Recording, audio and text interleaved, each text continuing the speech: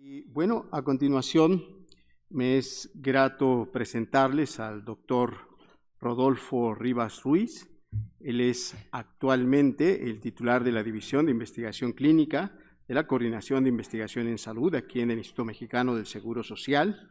Él es egresado de la carrera de médico cirujano por la UNAM, así como la especialidad en pediatría y neonatología de esta misma institución, y realizó la maestría en investigación clínica en la Universidad Autónoma del Estado de México y el doctorado en Ciencias de la Salud de la UNAM. Él es miembro del Sistema Nacional de Investigadores, es también miembro de la Academia Nacional de Medicina y de la Academia Mexicana de Pediatría, y recibió en el 2022 el reconocimiento Jesús Kumate. Él actualmente es profesor del Seminario de Investigación y Metodología de la Investigación de la Maestría en Ciencias de la Salud del Instituto Politécnico Nacional en alianza con el Instituto Mexicano del Seguro Social, así como profesor de la materia de bioestadística y en el programa de maestrías y doctorados en Ciencias Médicas de la UNAM y de la maestría en Epidemiología Clínica. Tiene más de 100 publicaciones y tiene un índice H de 26. Así que el doctor Rodolfo Rivas nos va a hacer el favor de presentar su charla Cardiotoxicidad en niños con cáncer. Bueno, pues muchísimas gracias, doctor. Pero primero, gracias a ustedes por estar aquí con nosotros y este momento donde las dos academias se están reuniendo me parece fundamental. No estoy seguro, creo que es la primera vez que pasa que en la Academia de Pediatría se reúnan con la Academia de Medicina, lo cual me parece fabuloso. Y entonces el tema que voy a platicar el día de hoy es un tema en el cual hemos empezado a estudiar, que es la cardiotoxicidad por antraciclinas. Y en 5, 4, 3.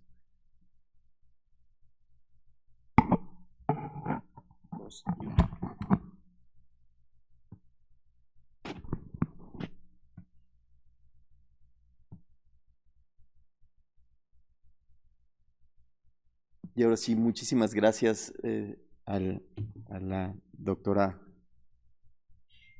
Leti, muchísimas gracias doctor Carrillo, muchísimas gracias por esta posibilidad de hacer esta presentación. Y entonces, sin más, les voy a platicar cuáles son los problemas que tenemos nosotros. El problema es tenemos a una niña, que le voy a poner un nombre ficticio, Citlali, que tiene 9 años, ella padeció linfoma de Hodgkin, estadio 4, se le empezó a dar tratamiento con epirubicina, y cuando estaba en el tratamiento de inducción a la reversión, cuando estábamos de guardia con la doctora Leti Benmol en la noche, empezó a tener datos de bajo gasto cardíaco, se escuchó un soplo, la bajamos a terapia intensiva, tenía una FEBI de 20 y la paciente, a pesar de las maniobras, falleció.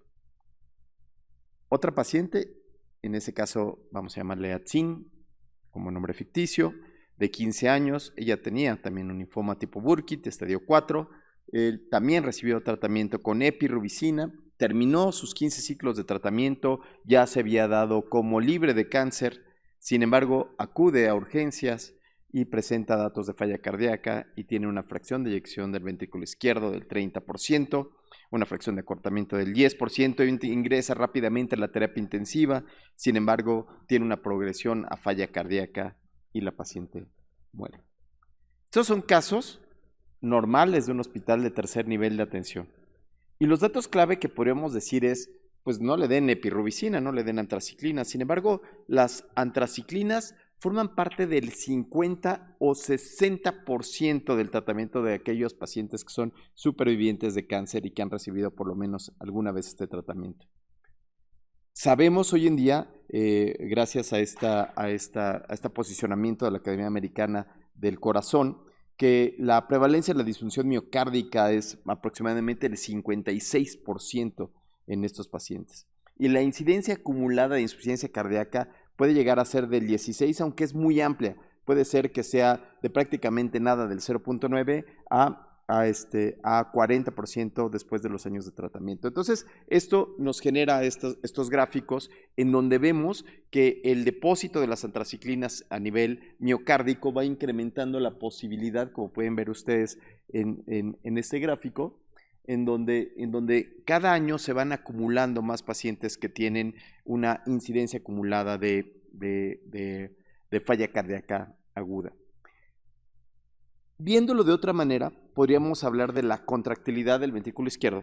Y la contractilidad del ventrículo izquierdo podríamos decir que terminando el tratamiento con las antraciclinas, lo primero que vamos a tener es una miocardiopatía dilatada, que fue lo que le pasó a la primera paciente, a Citlali.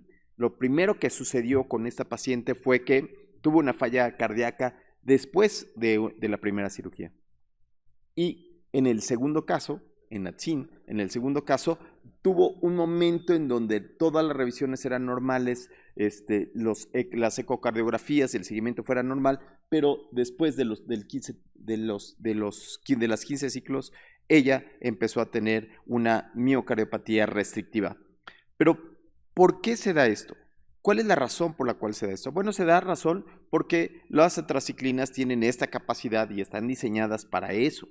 Para eso fueron diseñadas, porque tienen una alta capacidad de alteraciones de citotóxicas, generan apoptosis, generan un incremento de la cascada de las captasas que provocan daño a estas células que están en alto metabolismo. Esto genera, sin duda, un incremento de radicales libres, estrés oxidativo, disminución de los microRNAs que pueden ser cardioprotectores y generan fibrosis a través de genes profibróticos en las capas del miocardio. Eso provoca daño mitocondrial y daño sarcomérico. Si nosotros pensáramos en el progreso de la cardiotoxicidad, podríamos decir que por un lado está la muerte celular programada de los miocardiocitos y por otro lado viene el remodelado, las alteraciones miocárdicas y quizás tardíamente la insuficiencia cardíaca sintomática. Si nosotros habláramos un poquito de historia, en los años 80, en 1970, empezó a haber ecocardiografías, con lo cual nosotros empezamos a darnos cuenta si estos pacientes iban a tener alteraciones. A finales de los 80 empezó a surgir la medición del Doppler para la fracción de eyección del ventrículo izquierdo, que nos daba puntos de corte cuantitativos para poder hablar de las alteraciones a nivel de la salida de sangre del ventrículo izquierdo. Sin embargo, hoy en día, desde el 2000 al 2014, hay una mayor cantidad de aparatos novedosos que ahora miden no nada más la parte del corazón, sino que también miden cómo se va deformando la deformación longitudinal global, cómo es el movimiento del ventrículo izquierdo, lo cual nos va llevando a nuevos diagnósticos más prematuros. Así es que la clasificación de la cardiotoxicidad por antraciclinas actual la podríamos dividir en la que es clínica, la que tiene datos clínicos como datos de falla cardíaca, o subclínica, la cual solamente tiene la fracción de eyección con menos de 10 puntos, sin síntomas, y podríamos hablar de que en el caso de la primera bebé que falleció, Citlali, sería aguda, que se presenta en menos del 1%, la crónica del 1.6 al 2.1 y la tardía, que es la que más miedo nos da porque se presenta del 20 al 50%. Si nosotros dijéramos, bueno, pues hay que darles algo a estos pacientes, hay que tratarlas, hay que tratar a estos pacientes, la respuesta es, todavía no tenemos qué hacer, tenemos muy pocas oportunidades de tratamiento. Se han utilizado algunos atrapadores de radicales libres como el dexrazoxane. Sin embargo, una revisión sistemática que se realizó en la revista The Lancet en el 2010 mostraba que no hay diferencias entre utilizar este medicamento, que además es de muy alto costo, que no utilizarlo. Y entonces, con eso, lo que nosotros pensamos es buscar cuál pudiera ser el mejor perfil o cuál pudiera ser la dosis más óptima para poderle dar a estos pacientes. Y aquí les presento mi trabajo de ingreso a la Academia Nacional de Medicina. Y entonces, con ese trabajo, lo que nosotros mostramos era, punto número 1, cómo los pacientes al inicio de la quimioterapia tienen una fracción de eyección adecuada. Pueden ver ahí más o menos como un 75% con el intervalo de confianza de 95%, y al seguimiento al año ya había disminuido a niveles de 67-68. En ese momento uno podría decir, no pasa nada, todavía uno puede vivir con esa fracción de eyección. Sin embargo, lo que sí vemos es esa disminución de la cual se platicaba en los aspectos fisiológicos iniciales. Como pueden ver, las características de los pacientes es que son los pacientes que vemos todos los días en los hospitales. Tumor hematolinfoide, tumores sólidos, niños que son menores de 5 años o mayores de 5 años. Algunos de ellos reciben radioterapia. Al hacer los análisis bivariados, encontramos que ninguno de los factores de riesgo mencionados, ninguno de los factores fue estadísticamente significativo. Quizás podríamos decir que la edad pudiera ser uno de los factores, el uso de la epirubicina o la radioterapia. Sin embargo, no encontramos que alguno de ellos fuera estadísticamente significativo. Lo sometimos al modelo de regresión logística por pasos ascendentes, como pueden ver aquí, y ninguno de los factores clínicos nos pudo ayudar a encontrar cuáles de los pacientes podríamos cambiar la dosis. Entonces, hicimos un modelo en donde ahora, mediante curva ROC, lo que buscábamos era cuál era la dosis más tóxica. Y encontramos que la dosis segura era la de 260 miligramos de dosis acumulada, 360 mostraba una seguridad más o menos aparente. Sin embargo, pasar de 430 ya era una dosis muy peligrosa, con lo cual aportamos este conocimiento y actualmente es parte de las guías de tratamiento el no incrementar a más de 400 de dosis acumulada. Después conocimos a unos amigos en la Universidad de British Columbia, donde ellos aseguraban que existía este fenómeno al cual se llama farmacogenómica. La farmacogenómica lo que hablaba es que debido a esta alta variabilidad a la respuesta de los quimioterápicos, lo que sucedía es que se podían identificar estos factores genéticos que hacían a algunos sujetos susceptibles a reaccionar de forma distinta. Habíamos visto que clínicamente no podíamos hacer nada, así es que pensamos, ¿por qué no intentarlo?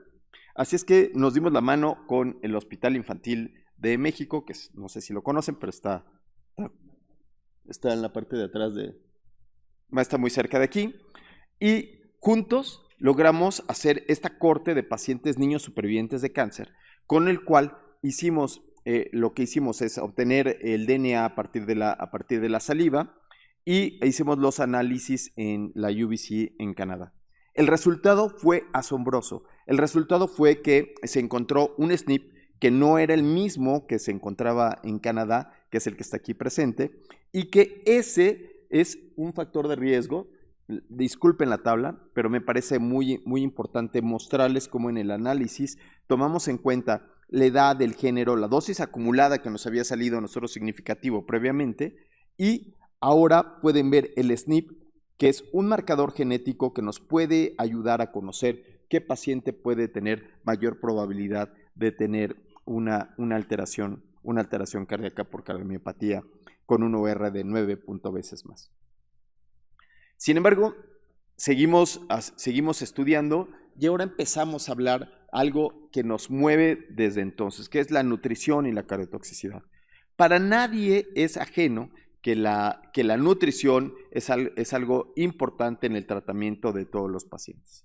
Lo que conocemos es que los pacientes que están bien nutridos, los pacientes que tienen buena nutrición, van a tener mejor supervivencia que los pacientes oncológicos que tienen obesidad o que tienen desnutrición. Eso se conoce completamente. Sin embargo, lo que no se sabe es si esas alteraciones también eran válidas para la cardiotoxicidad. Nuestro pensamiento es que un corazón bien nutrido iba a tener una mejor respuesta a estas alteraciones cardíacas. Por lo tanto, decidimos hacer un estudio que de nuevo, utilizando la cohorte de los dos hospitales, pudieran encontrar primero la incidencia de estas alteraciones, la trascendencia de tener un nutriólogo participando en la atención de los niños recién nacidos y sobre todo la factibilidad. Nosotros hablábamos que habíamos encontrado un SNP que no hemos podido utilizar en la práctica clínica debido a los altos costos que esto representa.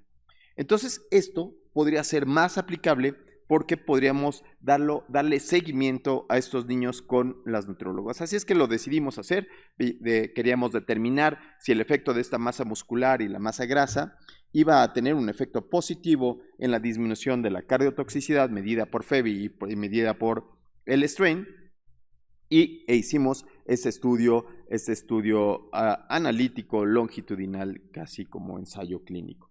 Entonces, lo que utilizamos es que lo que vimos es buscar a los supervivientes de cáncer, medir cuál era la musculatura, la cantidad de adiposidad que tenían, la condición física que tenían los pacientes y evaluar al mismo tiempo cómo estaban el estado de los pacientes. Y el resultado fue interesantísimo, ya que lo que encontramos fue que los niños que tenían una masa muscular reducida tenían una menor fracción de eyección del ventrículo izquierdo. Y esto, además de todo, tenía una relación lineal, como pueden ver aquí.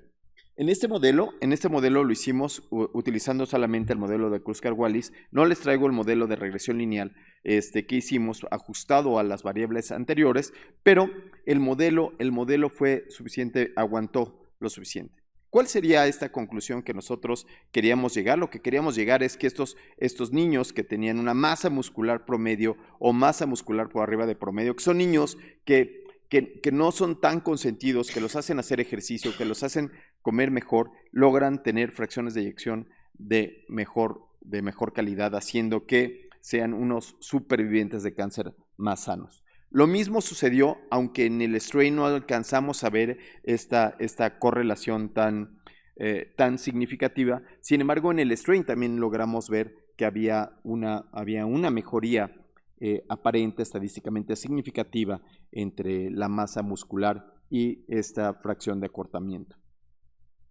Con esto quiero concluir hablando de cuáles pueden ser las conclusiones de estos años de estudio. Y las conclusiones es que probablemente haya que seleccionar dosis intermedias, aunque dosis intermedias de antraciclinas acompañados de otros quimioterápicos para mejorar la seguridad de los pacientes.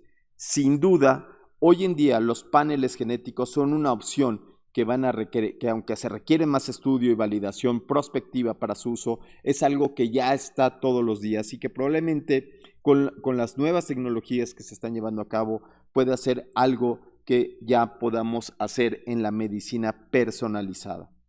Tercer punto es algo que quiero dejar. Se debe evaluar la función cardíaca de los niños supervivientes de cáncer. Muchas de las ocasiones, si bien tenemos estas consultas de seguimiento, no siempre se realizan la evaluación con los cardiólogos. Peor aún, cuando damos de alta a los niños, cuando terminan su etapa pediátrica en nuestros hospitales, los compañeros médicos de adultos ya no están viendo estos pacientes, con lo cual creo yo que este día en donde nos damos la mano los académicos de la Academia de Medicina con los pediatras, significa que la niñez es un continuo, que ser adulto es un continuo de la niñez en donde muchos de estos pacientes tienen que continuar con el manejo, que debemos de darnos la mano para cooperar en el tratamiento de estos pacientes. Es decir, que el seguimiento pediátrico de control de niño sano es una de las mejores opciones para los supervivientes de cáncer, en donde no tan solo estamos viendo estos detalles técnicos de ultrasonido, sino que además de eso estamos observando que la nutrición y el ejercicio siguen siendo la piedra angular del tratamiento, no nada más de estos niños, sino del gran problema de obesidad que tenemos. Así, quiero despedirme en náhuatl. Tlazocamaqui Miyac significa gracias a ustedes por estar aquí sentados, gracias de corazón, pero la verdad es que los que hemos estado al lado de los niños con cáncer, podemos decir que le damos las gracias a estos niños que nos enseñan que están luchando por vivir, que nos dan grandes lecciones de niños que están resueltos a vivir de la mejor manera. Y por supuesto ustedes, colegas pediatras, en los cuales hemos compartido escritura de libros, hemos compartido seminarios, coloquios, doctora, el PRONAM. La verdad es que Doctor, muchísimas gracias. Gracias a todos los colaboradores. Y gracias a estos pediatras porque, ¿saben qué? Están haciendo ustedes algo más allá de lo que se les pide. Ustedes deberían de estar quizás en otro lado, viendo la tele, viendo el fútbol, quizás disfrutando, ¿no? de otro momento, y están aquí y están viendo estas sesiones. Así es que a todos ustedes, muchas gracias.